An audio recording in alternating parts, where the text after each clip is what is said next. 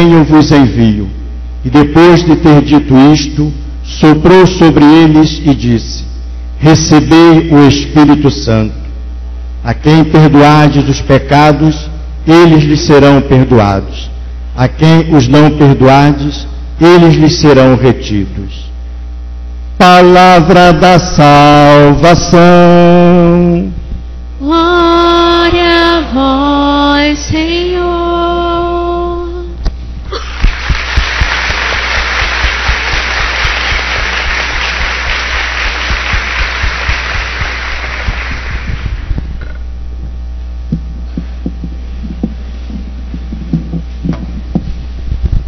A nós descer,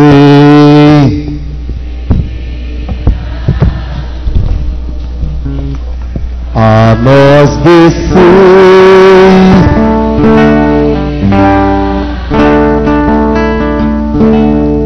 em nossas almas acender.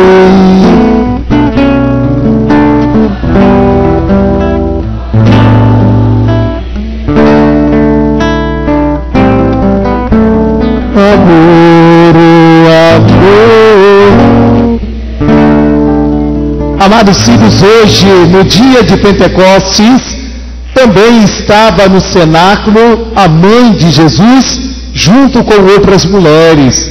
Aqui está uma bela imagem de Nossa Senhora, onde vamos dar uma salva de palma para ela, a mãe intercessora, neste dia de Pentecostes. Amados filhos, durante 50 dias teve um sinal magnífico. Interessante, né? Que diante desse sinal, nós, nas procissões de entrada, era só ele que iluminava a nossa procissão de entrada e a nossa procissão de saída. Hoje, ele só ilumina de entrada. A de saída ele não sai mais. Porque nós vamos apagar esse círio hoje. E então, agora, quem é que vai iluminar todas as nossas procissões de entrada? Todos vocês, porque a partir de hoje, esse círio vai se apagar e ele vai se acender em cada um de nós. Por isso, uma salva de palmas para o círio, que simboliza a luz de Cristo.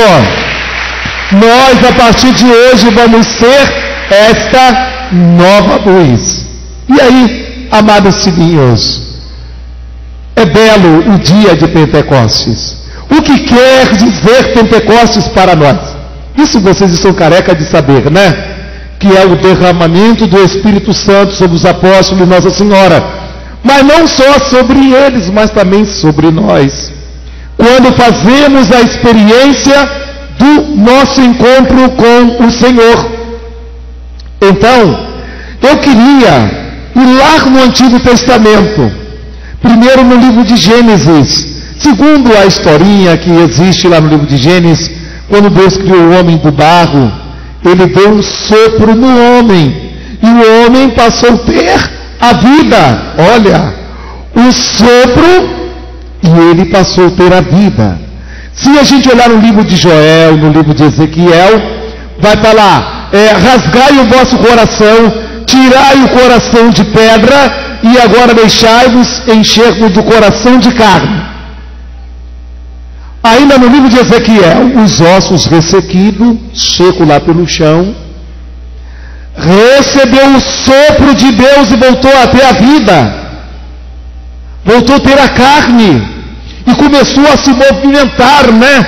Vamos supor que eu era aquele homem ressequido lá do Antigo Testamento. Eu creio que eu era até com 19 anos. Quando não seguia a igreja, eu era magrinha, gente, com a cara muito funda, mas eu era um osso ressequido. Depois que eu recebi o sopro do Espírito, voltei à ação do Espírito, à ação de Deus. É isso. Então, uma vida com mais ânimo, uma vida com mais alegria, uma vida com mais esperança, é o que nos revela no livro de Ezequiel, os ossos ressequidos, que volta a ter a vida pelo sopro. Assim também deve ser cada um de nós quando faz a experiência do Espírito. E olha lá os apóstolos no cenáculo. Olha lá o que diz o livro do Atos dos Apóstolos. Ah, meus filhos, vocês estão assim com essa camisa. Que cor é essa camisa mesmo, hein? Vocês estão de azul, né? Quem dera se vocês fizessem essa experiência de Pentecoste mesmo. O derramamento do Espírito sobre vocês para mudar, que nem mudaram os apóstolos, saíram pelo mundo inteiro. E sabe o que me encanta nesse livro do Atos dos Apóstolos? Que eles estavam reunidos e as línguas se dividiam. Veio a metade para um, a metade para outro, viu? E deu uma nova força àqueles apóstolos. Deu uma nova vida, porque eles estavam desanimados, eles estavam tristes, eles estavam querendo fugir da tipóia, fugir da vida cristã. Mas quando recebem o batismo no Espírito, eles voltam à vida. E o que acontece com a vida cristã? Eles incendeiam o mundo inteiro. Eles incendeiam o mundo inteiro com o testemunho, com a pregação, com a palavra. É isso tudo que eles vivem. Amados filhinhos, também assim deve ser cada um de nós. E olha, o Salmo 103 vai dizer, né? Enviai o vosso Espírito, Senhor, e renovai a face da terra. Olha, que belo. Então, aí o Senhor dá o sopro do seu Espírito, para que nós tenhamos mais ânimo, mais força, para assumir com toda clareza a fé, a palavra de Deus, a palavra do Senhor. E o que faz o Espírito Santo? Nos acompanha no nosso dia a dia. O que faz o Espírito Santo transforma todo o nosso ser. E olha agora a carta de Paulo aos Coríntios, é belo. Veja bem, por que é belo?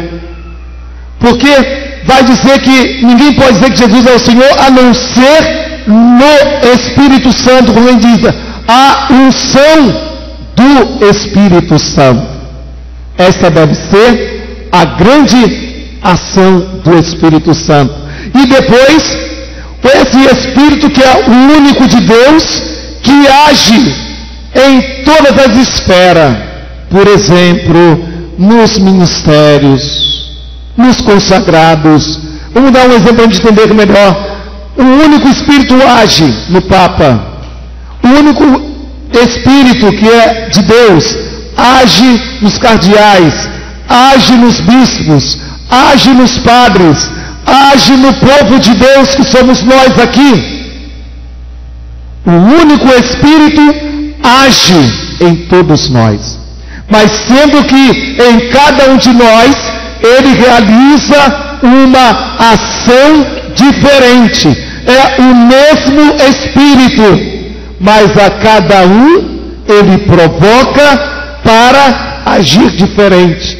Por exemplo, vamos dizer assim, que eu tenha o dom de ciência, os 7 frutos do Espírito, os 7 dons do Espírito Santo. Vamos supor que eu tenha o dom de ciência, e esse menino tenha o dom da fortaleza, essa menina tenha o dom da sabedoria, essa menina tenha o dom da piedade. Olha aí, é o único Espírito que age em nós, mas em cada um de nós ele suscita aquele dom que deve ser desejado. Entenderam? O único Espírito pode realizar algo em cada um de nós aqui, mas o mesmo dom que eu tenho não vai ser talvez para essa menina, para aquele menino, não vai ser, vai ser outro, porque cada um tem um dom diferente. E hoje também, se olhar aqui a cada um de vós, vamos supor que eu tenha o dom de ciência e o Paulo tenha o dom de ciência, mas a mesma coisa que eu fizer, o que eu fizer no dom de ciência, eu vou fazer de uma maneira diferente, ele vai fazer de uma outra maneira diferente, não vai ser a coisa igual. Então é para dizer que o único Espírito age em todos nós. E agora vem o Evangelho.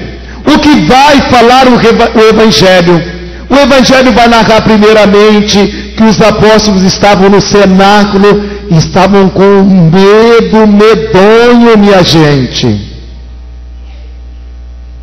Aqui entre nós, quem não tem medo aí? Cada um de nós passa por um medo. Cada um de nós aqui tem um tipo de um medo. Sabia que até eu, padre, tenho? Mas não posso falar não, né? Mas cada um tem um tipo de medo. Mas agora o Senhor chega e vem ao nosso encontro, como foi o encontro dos apóstolos, e diz: a paz esteja convosco. É a maior maneira de curar os nossos medos, de curar as nossas incertezas, de curar as nossas intranquilidades. E então agora o Senhor entra e diz: a paz esteja convosco, vede, sou eu mesmo. E depois disso tudo, sabe o que ocorre? Agora Jesus fala: como o Pai me enviou, assim também eu vos envio. Recebei o Espírito Santo, e dá o sopro do Espírito Santo. Então, o que é Pentecostes? Pentecostes é o derramamento do Espírito do Senhor sobre nós. E o que acontece nesse Pentecostes? Olha, você vai falar uma língua estranha. Com certeza, você vai falar uma língua estranha. Pode ser de algo da descendência da sua família, da sua origem. Pode ser um outro reino diferente, mas você vai falar uma língua estranha, para que isso também seja o sinal de Pentecostes. Que se você olhar no livro do Atos dos Apóstolos, tem 5 Pentecostes. Se você olhar no livro dos Romanos, tem pelo menos 2 Pentecostes. Se você olhar no livro das cartas de Paulo aos Coríntios, a primeira e a segunda, tem também diversos língua de fogo, aonde ele também explica o orar em línguas. Então, essas línguas estranhas vai ser o sinal do derramamento do Espírito Santo. Ao receber, o que o Papa João Paulo II, o nosso santo, diz sobre a morte de Cristo na cruz com o Espírito Santo? O sofrimento de Cristo na cruz foi para derramar o Espírito Santo sobre a nossa vida, e o Espírito Santo tem uma grande missão, segundo João Paulo II. Qual é a grande missão do Espírito Santo? É de nos lavar do pecado. Olha a sequência: o sujo lavai. O sujo lavai. Lavai o que? É realmente expulsar das nossas entranhas o pecado. E olha, por isso que quando o Senhor dá o Espírito Santo aos apóstolos, ele já dá acompanhado deles o sacramento da confissão, o sacramento da reconciliação. E com o sacramento da reconciliação ele diz: olha aí, recebei o Espírito Santo, os pecados daqueles que vocês perdoarem serão perdoados, o pecado daqueles que vocês não perdoarem não serão perdoados.